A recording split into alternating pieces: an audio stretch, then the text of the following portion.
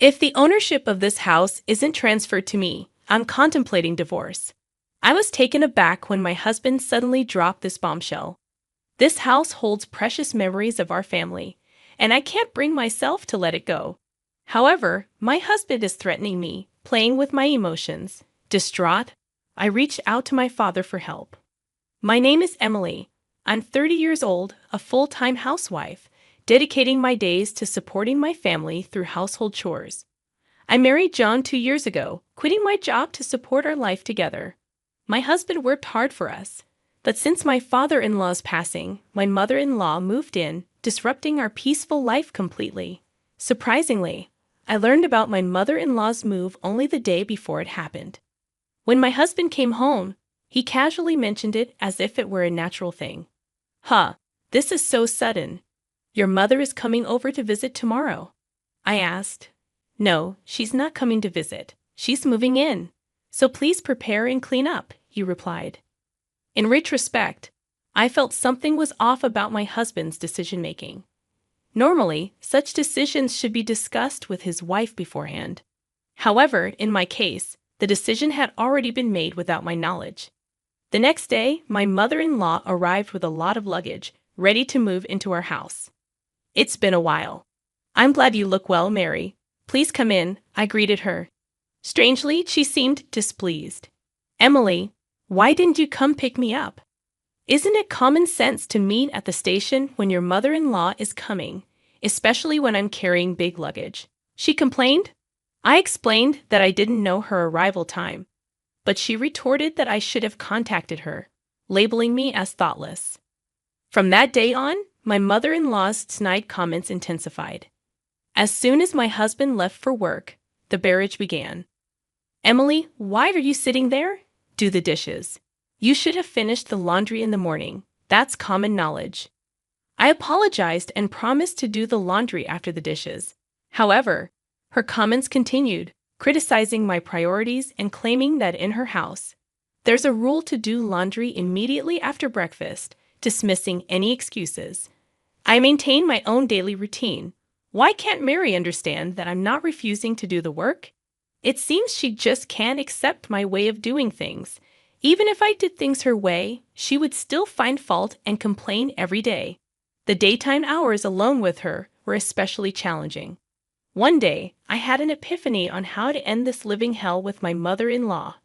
Move to the house I inherited from my father and live in a separate home from her. My father retired early a few months ago, and as a result, my parents started a new life in the countryside. They then passed on their house to me. Fortunately, that house isn't too far from our current apartment, and we were planning to move eventually. Living with my mother-in-law has reached my limits, so I decided to talk to my husband about moving sooner. John, can we talk for a moment? I asked. He inquired. What's up? Anything happened?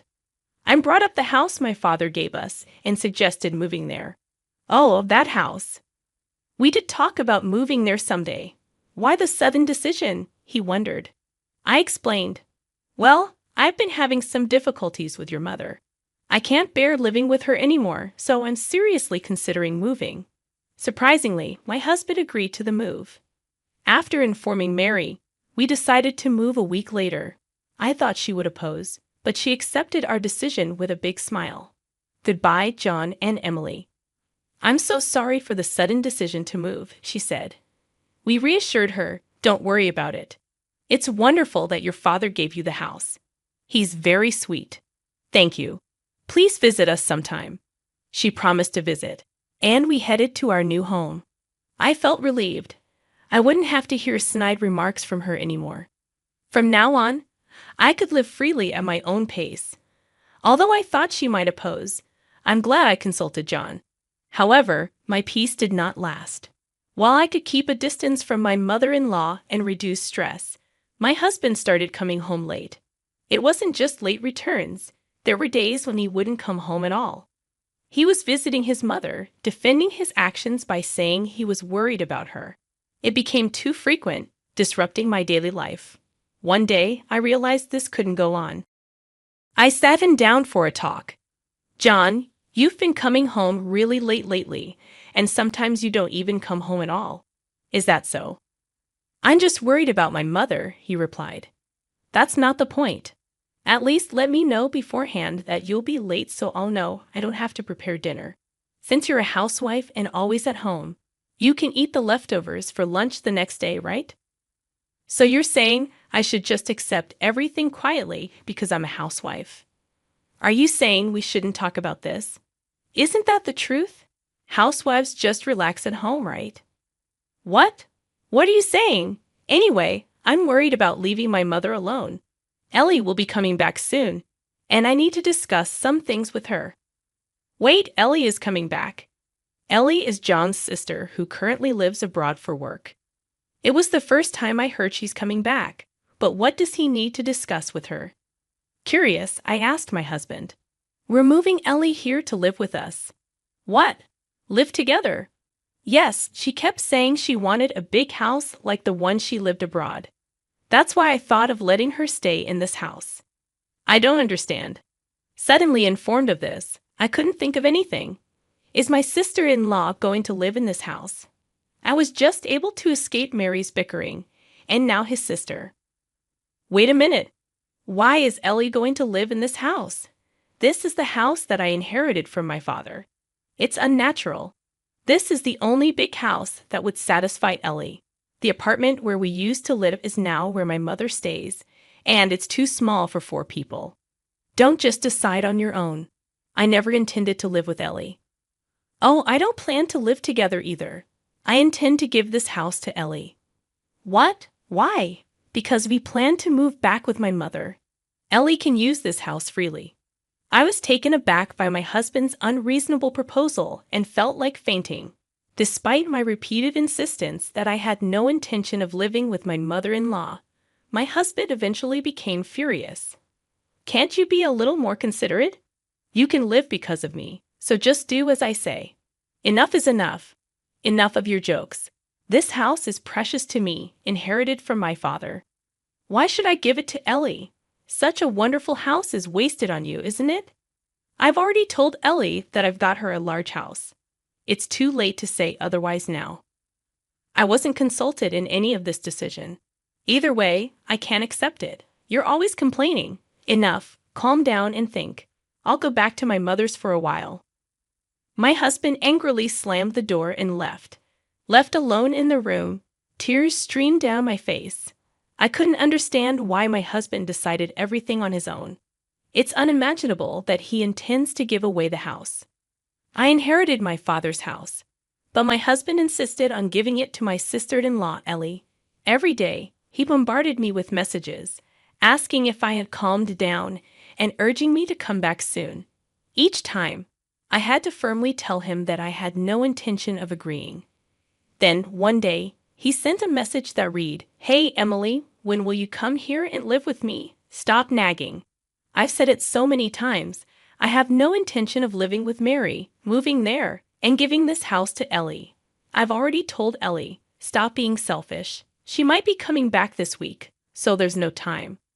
Why should I give up my house for your family? I inherited this house from my father. Don't decide on your own.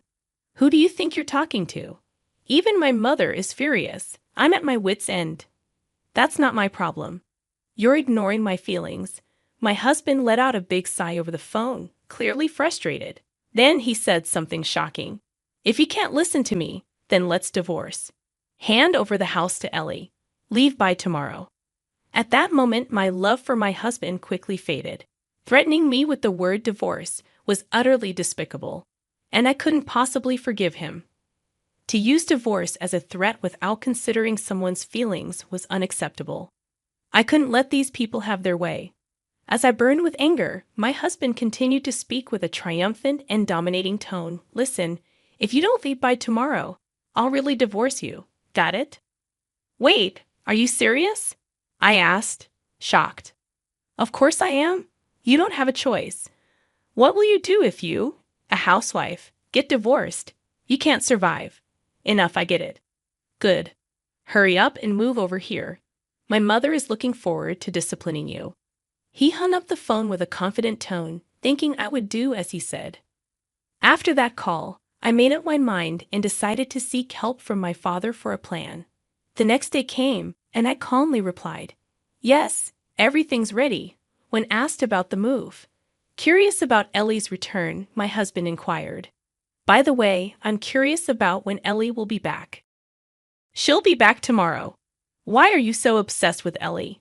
"Between you and me, she seems to have made a lot from stock investments. I see, so if you provide her with the house, maybe you can ask for financial help." "That's so like you. Anyway, you need to leave that house today. It's inconvenient for all of us." "Don't worry. I've already moved," I said calmly. "What? What do you mean?" My husband seemed genuinely surprised. "I knew it. You don't want to divorce me, do you?" "Naturally. Without an income, you can't survive. But all of this is coming to an end. We're still married now, so that's why we're talking." "Wait, what? I can only think about divorce now." My husband was clearly shaken by my words. "You promised to move out of that house, right, and live with me? But you've already moved." "What are you saying?" "Of course, I won't live in a house with a husband who decides everything on his own and a bullying mother-in-law." "Huh. Why are you including me? You promised to move out for Ellie." "I said I've already moved, didn't I?" "I did as you said. Enough with the jokes. Where are you now?" My husband's tone was panicky, and he was clearly losing his cool. "Actually, I'm at my parents' house." "Why did I move to my parents' rural home?" "I don't plan on returning to where you guys are," I declared to my husband. He replied with a hint of relief in his voice. "You should have told me that sooner. If I could just give that house to Ellie, it doesn't matter where you live. It would require $3,300,000, he explained. $3,300,000? What? I exclaimed. I put the house I got from my father up for sale. So if you really want to give it to Ellie, buy it for $3,300,000 and then hand it over, he calmly stated. What? Are you joking? I'm serious, he insisted. The house was still in my father's name, so I asked him to sell it. In reality, what I asked my father for was to sell the house. My father had always said, if something happens, contact me. You can live or sell this house as you like. I'll help you. As a result of the valuation, a price of $3,300,000 was proposed, which I gladly agreed to and put the house on the market immediately. My husband probably never saw this coming. Consumed with anger, he spat out insults. Why are you doing this without asking me? This is unforgivable. Dan, I retorted. I'm not asking for nor do I need your approval. We're getting divorced soon anyway. I don't care. Do you understand your position? You'll be the one in trouble if we divorce since you don't have an income. You're just a housewife. I'd rather struggle on my own than be with you forever. Listen, Ellie will be coming back soon. I told you, I'm relying on Ellie's money, didn't I? So, what? Like I said, if you want to let dear Ellie live in that house, just buy it for $3,300,000. That is if you can. What? That's impossible. If Ellie has made a lot of money from her investments, I don't see why she can't afford it. I don't know how much she made, but that's too much. She can never afford it, my husband insisted, maintaining his domineering attitude. I felt it was foolish to spend any more time on him and unleashed everything I wanted to say. I'm done with you and this ridiculous mess. Did you think threatening divorce would make me give up the house? If you thought being a housewife meant I'd do whatever you say, you're so wrong. Hey, let's calm down and talk. I am calm. Isn't it you who's panicking? I won't be controlled by you or your family anymore. Stay out of my life. Go to hell with your beloved mother, you mama's boy. I shouted loudly enough for the whole neighborhood to hear, then abruptly hung up the phone. Of course, I'd had enough of these insane calls from my husband, so I blocked his number. I immediately consulted my lawyer and decided to request a divorce. It took some time, but the divorce was finalized, recognizing my husband's fault. He and Mary still live in that apartment. As for Ellie, they couldn't provide the large house she wanted, and she was furious, claiming this wasn't the deal and made a U-turn back overseas. My ex-husband's plan to seek financial assistance from his successful sister fell through. Now, he seems to be struggling financially, having to pay me alimony and support his mother. As long as he continues to live with such a selfish mother, his life will never be prosperous. On the other hand, I've moved to the countryside and am enjoying peaceful days with my parents. I recently started a clerical job at a small company introduced by a neighbor. With that salary, I can live comfortably. I plan to live here for a while. I want to be by my parents' side as much as possible to repay the kindness they've shown me.